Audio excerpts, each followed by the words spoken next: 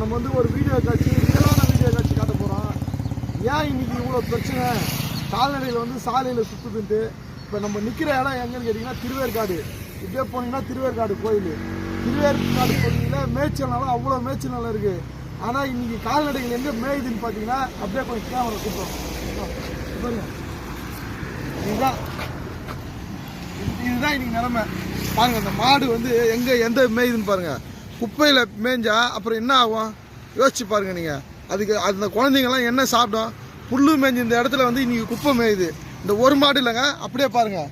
இதெல்லாம் அரசாங்கம் என்ன பண்ணுறாங்க? மேய்ச்சல் நிலம் கொடுக்காம என்ன பண்ணுறாங்க? இது மாதிரி மேய்ச்சல் நிலம் கொடுத்தாதான் இதெல்லாம் தீர்வு. இப்போ மாடுகள் வந்து சாலையில் சுற்றி திரியுது, அதனால தான் நாங்கள் வந்து பவுண்டு கட்டுறோம், இதை தூக்கி உள்ளே போடுங்க, பொதுமக்களுக்கு இடையூறு இருக்குன்னு சொல்கிறீங்கல்ல. இதெல்லாம் இந்த குப்பையில் மேய்றது நியாயமா?